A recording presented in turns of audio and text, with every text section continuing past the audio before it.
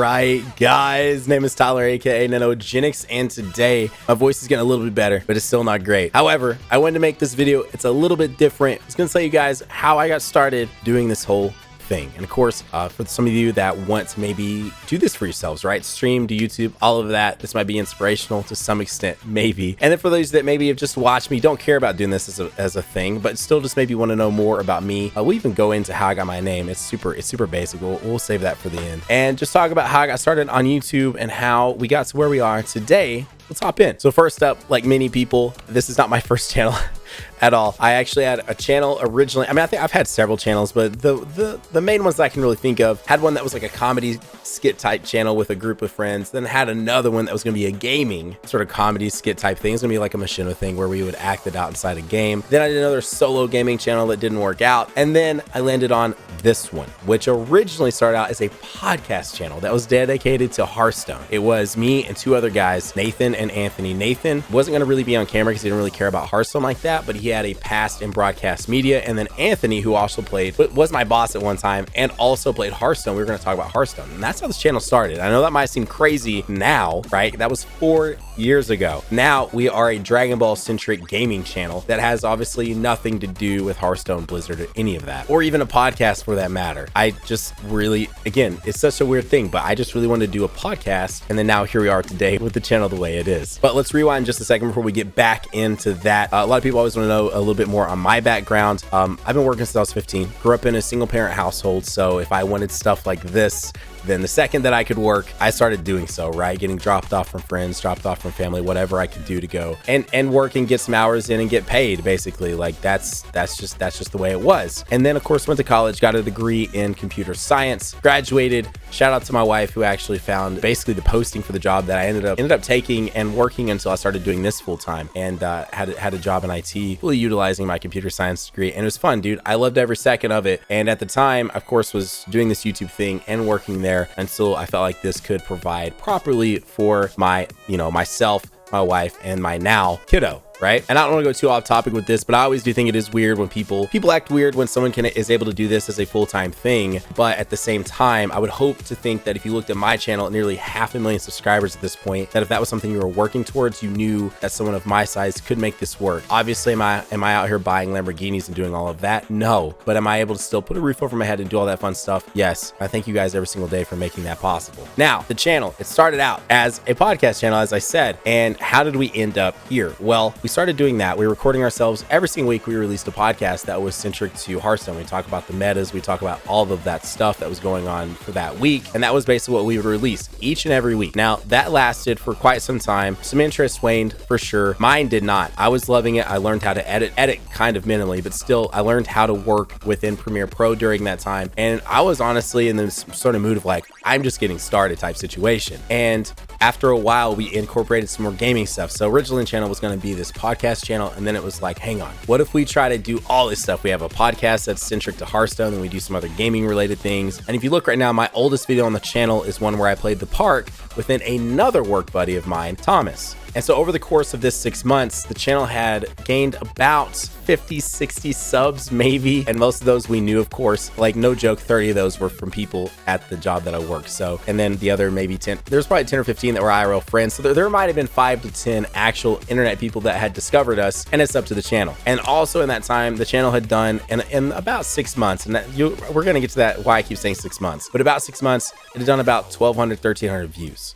Well, around the time of Christmas, I downloaded Dokkan, a little game called Dokkan Battle. Now, I'd had it previously. I downloaded it while I was waiting in a line at a Fallout 4 reveal at QuakeCon in 2015, like right as it launched, because it was right on the homepage. When I opened my app, it was right on the homepage. It was right there, like new Dragon Ball game, download it now or whatever, and I downloaded it. I tried it out in that line, and I kind of came back to it a few times. But for some reason at Christmas, I was sitting at work. I wanted something on my phone that I could sort of multitask with while I was working on stuff, could play. That was just kind of easy to hop in and hop out of. And so it was Dokkan Battle. And they also, at that time, I think that was when the Super Saiyan 3 Goku had released on Global and stuff like that. And I got into it enough that I decided to start looking up YouTubers that were doing it. And at the time, I found Omega Pro, who I watched basically every single one of his videos. Rhyme, who had I also watched all of his videos as well. But I actually rediscovered Rhyme. I found Rhyme originally when I was watching Battle of Z stuff, because I got Battle of Z on my PS Vita, and that was when I originally discovered Rhyme style, was looking for that. And then I stopped watching him after Battle of Z,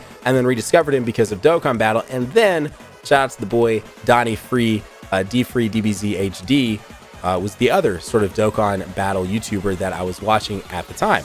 So I kept watching them. I kind of checked out the subreddit too, but I was primarily just like enjoying watching their content, of course playing the game. And so some time passed while watching them, and I decided I'm going to make a video over Dokkan. So about March 18th of 2016, I finally decided I'm making a Dokkan Battle video for myself. At the job that I was at, we got a profit sharing bonus. I used basically every bit of that because the first video that I made on the channel was over the Tech Cell banner, who the Strength Broly had come back on. So I wasn't able to get the Strength Broly on the first banner when he was around when he released. So I was like, okay, he's back. Let's try for him this time, and let's record it and actually make my own Dokkan video.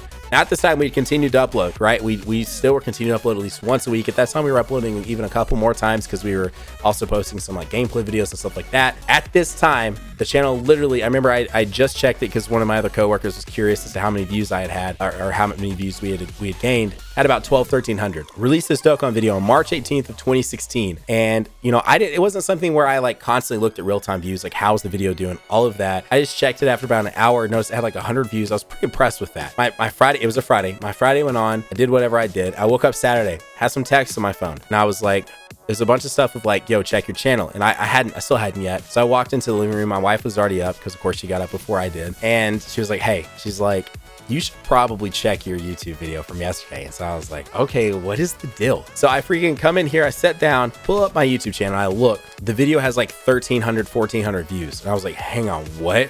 This one video in less than 24 hours had doubled our channel views. It had done more views in less than 24 hours than the entirety of the channel had done in the previous 6 months of releasing at least one video a week, and in some cases more than one video a week. My mind was blown.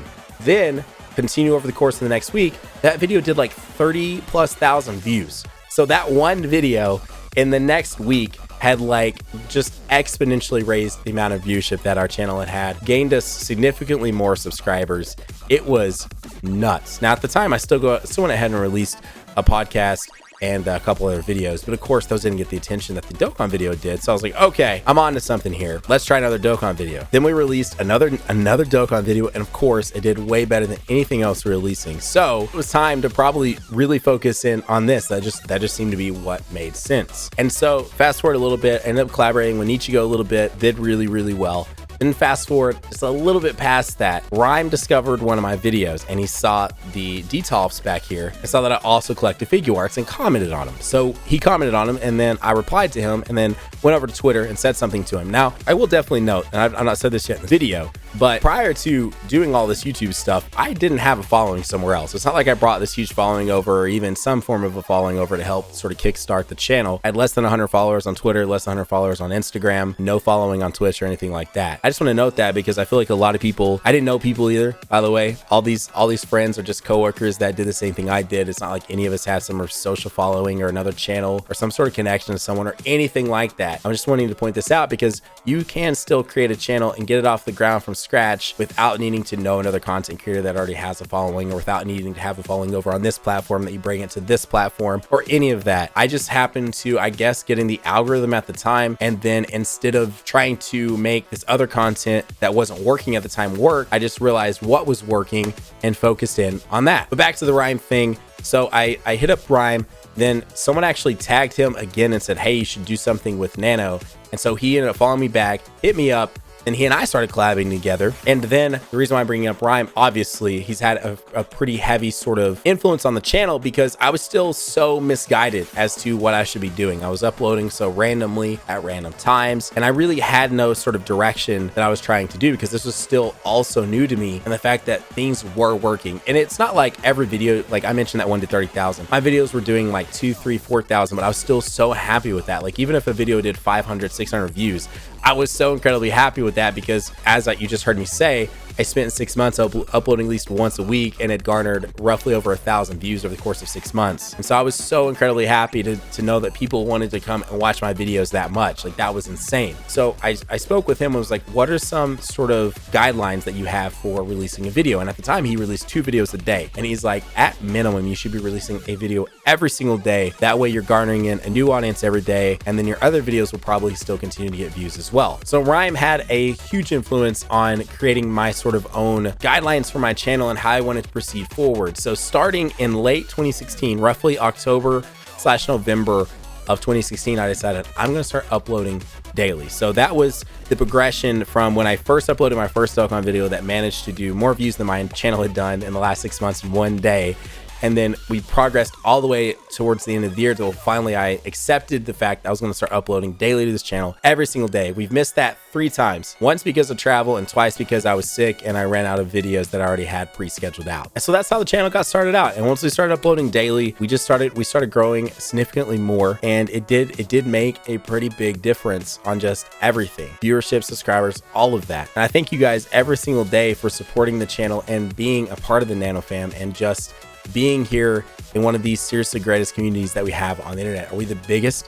No, not at all. But you know what? I absolutely love it. We are to a point where I never thought I would be here. I never in a million years thought that I'd be sitting here at really close to 500,000 followers, 500,000 subscribers, I guess, on YouTube. That is absolutely wild to me.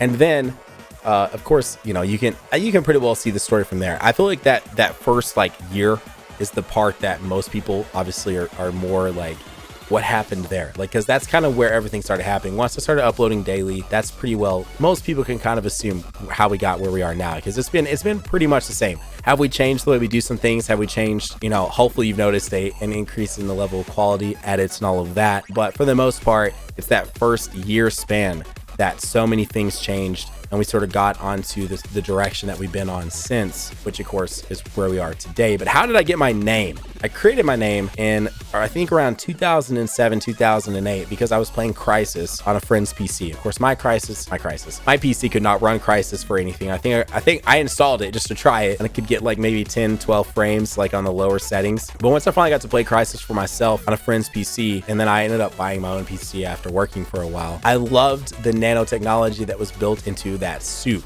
And so originally my name was Nanogenix, and I was like, that's not got the cool like gamer edge that it needs. So then I made Nanogenic without the X. It was a C at the end. And so then I was like, it's still not cool enough. Replace the C, put an X in there, Nanogenix, boom. That's how I got my name. So no joke, my name's true origins are from the Crisis series. And if you're not familiar, well, it's basically the game that back in the day, you would basically benchmark a PC on how good it was as to how well it could run Crisis. And Crisis still to this day looks fantastic for being a 13, 12-year-old game. And Crisis 3 being like 5 or 6-year-old game now still looks pretty great too. And I would say of all 3 of them, just in case you actually care about that game, my favorite was probably 2. I enjoyed 3 quite a bit too, but 2 I think definitely was where they really realized that what they could do with the series, and it wasn't so much this just benchmark game of how pretty can we make this look and how like insane can we make your PC have to be to run it. And I feel like Crisis 2 was probably the best middle ground for that series. Anyways, that is the history of this channel. That's a history of my name. I hope you guys enjoyed today's video. I hope maybe you could find some inspiration in there. A lot of people on my stream said they enjoyed hearing that, and it was kind of cool to hear the origins of where I came from and everything else. So if you've ever wanted to, there you go. It's now finally uploaded and here on this channel, and something you can always look back to if you ever want to, and all of that. But anyways, guys, I don't figure this is going to hit anyone outside of course our own Nano fam here. But if you do happen to be new to the channel, you made it this far, you might hit the subscribe button. You might also hit that like button if you guys enjoyed today's little story time with Nano, all those things. Guys, have a great day. Keep on keeping on. Nanogenix sign off. I'll see you all in the next video. Bye, guys.